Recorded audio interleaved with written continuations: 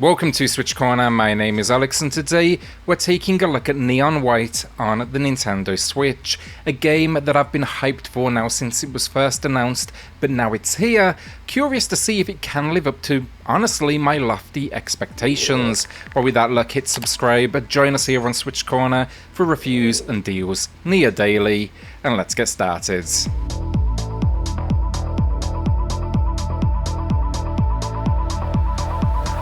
Story then, and here we take on the role of Title Neon White, an assassin that's been plucked from hell to compete with other demon slayers for a chance now to permanently live in heaven. I really believed going in that this story would be pushed to the side as more of a setup, but that is far from the truth. It's just packed non-stop with dialogue exchanges, and you can take that even further thanks to a world map. Here on this map you can choose locations that are purely designed to let you converse with the locals of heaven as well as the other competing assassins. It's designed not only to push your main story forward but their character arcs as well as just background information on this world. The overall arc of the story though, demons they basically occasionally invade hell and it seems angels can't fight them off, so that is where you come in. But what follows is a reflection of your life as you get over a bout of amnesia, you uncover the story of heaven, and you deal with more than a few friends and enemies. 10 days till judgment though, so 10 days to reach that number 1 spot in the assassin rankings. It's incredibly well written for the most part though, and I found myself hooked on its balance of humour, self-reflection and twists and turns. It's also a pretty adult tale of this one, but it's got a constant sense of intrigue. Now, any complaints from me, some conversations, they can be a little overlong at times, a little too self-indulgent as well almost, but that's minor, and it's not just the story, but I sense a massive kind of No More Heroes, Suda 51 influence in here, which is absolutely a compliment.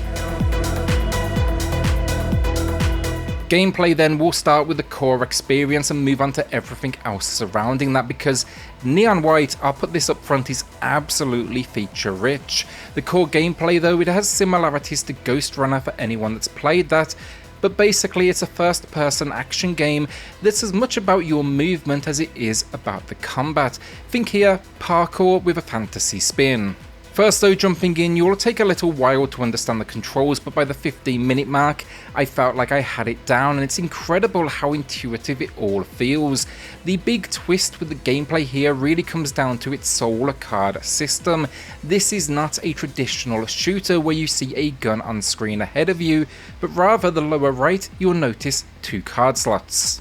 Now, opening any level, you'll start with your trusty katana and the ability to jump, which is definitely a slow movement, but it feels great once you get used to it. Along the way then though, the game will slowly feed you new cards with new abilities. Now, each card has a limited number of uses, but also a secondary action. If you use that secondary action though, it will remove the card instantly from your deck, so use that wisely. The unique idea here though, for the most part, the secondary use of any weapon, it isn't actually as just an attack, but something you will need to leverage for traversal. A pistol, for example, that allows a second jump mid-air. A submachine gun, that's going to be a body slam down. A shotgun is a dash forward. The rocket launcher, a grapple hook. Often these are not only nice touches as well, but absolutely required to progress, especially as you get towards the end game. You will die a lot here though as you start to learn the mechanics, but the game even packs a quick auto restart that loads in pretty instantly by pressing the minus button. Also, if you do die, it can be punishing and will throw you back to the beginning of the stage. That said though, before you groan at that comment, they are not particularly long. I'd say the majority of the core 92 levels, they clock in under a minute though. Naturally, that will be skill dependent. Also, just know each level awards a tier. You will need to earn these to rise up the assassin ranks, and they will be required eventually to advance forward. That's going to be an ace tier, gold, silver and bronze, and this is going to be set around time taken. The game's demands though are just so unique. Most of the levels require you not only complete the required acrobatics and get to that end stage, but also take down a specific number of demons along the way. Fortunately, there's a handy counter in the lower left of the screen that will count this down with you. If you were to, let's say though, reach the end game and miss a demon, you'll most likely be starting again as another warning. That is another way here you can fail. It does break this trend towards the end game slightly, but there's something incredibly satisfying in starting a level and rarely touching the ground. There was moments in the latter game where I'd kind of got to the confidence level where I could pretty much just fly all over the place. Another tactic it's going to introduce as well, it's available to you at the beginning but you won't really need it. This is kind of later in the game that it demands it, and that is switching cards. It starts by taking it easy on you, but soon you'll need to not only figure out, when and where to use something, but also ensure that card is selected. This is all before as well we even talk about enemies, and it dials up those enemies, each a different colour representing a card type that on death they will reward you with. Some land, for example, instant kills on you. There's going to be chests that explode but you'll need to use them. There's going to be enemies that jump, lasers that block you away, those that fly towards you. It's got a good balance of switching out the enemy type but giving you enough time to learn how to counter them. Neon White though is a game built for replayability. When you package the levels with the story, it took me I'd say a good 6 or so hours to get through with countless restarts, and now I just want to go back. I can see so far I only have 11 ace trophies. I want them all. To achieve these goals though, that's going to take me some time. It's going to be about optimizing that run, and it's the sort of addictive loop that gets me every single time. I mean, it even has global leaderboards and a friends leaderboard so you can see how you compare. I was actually number 1 at time of recording because it seems that only like 5 of us have been playing the game this point, but I cannot wait to see my number now get destroyed. Really doesn't matter either, I already screenshotted that bad boy to stick on my wall. Global rank number 1, absolutely love it. Having wrapped up the game though, I had a completion of 62%, which shows you just how much extra content there is. Now outside of achieving the higher ranks, let's take a look at all that bonus content. So first there is a world map known as Central Heaven. Here it gives you the countdown to Judgment Day and a number of locations you can visit. Now I don't want to spoil anything, but it packs activities that can reward you, as well as an opportunity to get to that next location. You can also talk to other neons here, as well as uncover a few secrets. Think a beach though, where you can take a little day trip. The cathedral, where you actually get a token after each mission, you can take it here for a reward.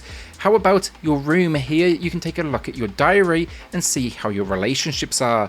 I was also thankful to see on completion that I could jump back in here and wrap up any loose ends. It didn't lock me out.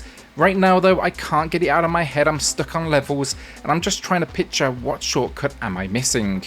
On beating levels then as well, you also get awarded what's called Insight. This is a level meter, and if you hit level 4, you're going to unlock a hidden gift that needs to be uncovered in the stage. You can see a ghost of your best run, and it will even display hints to help you wrap up that 100%. Still going with content as well, on completion we even get an extra mode in here. It's known as Level Rush, where you'll get to play as a number of characters and take on challenges. White, for example, asks that you complete every main story level in a single run with unlimited restarts and lives. There's even for this mode a Heaven and Hell one to unlock, and that's all accompanied with leaderboards. Complaints, honestly, very few. I've been having a blast. It makes you feel like a badass. It's a decent runtime. It packs challenge in just the right way, meaning it has a comfortable difficulty curve. It's rewarding in the sense that it's amazing how far your skills will come along the way. And yeah, again, finally, it gives you plenty of reasons to come back. The only issue, in fact, that I can call out, it's aiming for 60 frames per second, handheld and docked, and let's face it, that is more than most developers go for. For the majority of the game as well, it hits it, but occasionally, especially the latter levels, I did notice some fluctuations and drops. They were far from frequent and never lasted more than a few seconds, but it did just slightly interrupt my natural flow, not that it was difficult to recover from. Graphically then, it's got a stunning look to it all that gives me an air of vaporwave. It almost gives me a spin on the Paradise Killer style for anyone that's played it. Now before playing this one, I wasn't sure about the no weapon on screen formula, but it actually really works, and as I think about it, it actually makes sense. If we were constantly switching out our weapons or seeing animations, it would provide an unnecessary distraction to what is occurring around you, and that's gonna be so important here. The character designs then, these are often 2D cartoon styled for dialogue exchanges and of course story beats. There's also an opening sequence as you head into the main menu, particularly impressive. I wish we could have seen more of that animation style throughout. We'll even see some of the neons in 3D as they traverse the world around you. There's some minor pixelation though here and there, but it's built to clearly support the gameplay and to obviously go for that 60 frames per second. Low detail though, almost at times in its style, but incredibly stylistic. Your next objective, for example, it's always clear because of it, and then the world map, it's pretty simple but works. Finally, my last few points on visuals, but I appreciate the fact they lent into the weird. Many of the characters you meet here, for example, they'll be talking cats. Then it's also surprising how many effects can be going off at any one time on screen. I particularly enjoyed the explosions as you learn to leverage them to propel our assassin. So audio finally, and a good majority of this one is voice acted to an extremely high quality. They elevate the story being told while leaning into its more out there themes with great effect. Its story can lean from serious to immature in a second, and they absolutely pull it off. It feels natural, they feel like real characters. Then the weapons, they pack a nice punch as well. That's really it for sound effects, so it's definitely a limited field, but with good reason. The soundtrack is incredible. I felt influences from industrial through to synthwave to techno, and I loved every single moment of it. If this soundtrack doesn't get a final release, then it is a miss on everyone's part. I do suspect though this is Annapurna that I Am 8-Bit will pick it up for release. On that music note though, research suggests Machine Girl did the soundtrack. I'm not sure if that's all of it or just the majority, but either way, I am officially a fan now, and this is a game where the music is a must listen. It gives the action a shot of adrenaline and will keep you on the edge of your seat. So yeah, I think it's obvious, but I've loved Neon White from the moment I picked it up. I haven't been able to put it down, and between this intuitive control scheme and blistering speed, it is one of the most exciting games I've played in a long time.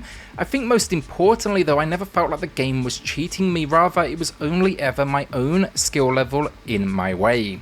It's not an easy game though, obviously, but it's got the learning curve that means I'm confident in saying here everyone can get there, and I think that's important because naturally everything I've said today basically could scare some off, and don't let it. Come here, practice, and then feel that rewards. Outside of a few moments of unnecessarily long dialogue exchanges and some frame rate wobbles, this is one of my favourite games of 2022 this far, and it comes highly recommended. An amazing 9 out of 10 from me today, and whatever comes next from Ben Esposito and the team over at, I believe it's called Angel Matrix, I'm absolutely there. His last game, Ben Esposito's, that was Donut County if you don't know, so it seems he's all about switching it up with each release. Will you be adding this one to the library then, or holding onto that cash? I suggest you definitely part with it. Give this one some needed love. A shout out then to the patrons of the channel who are going above and beyond to support SwitchCorner. It helps more than you know, so thank you all so much. Then hit subscribe, join us here on SwitchCorner for reviews and deals near daily, and I'll see you all on the next video. Thanks everyone.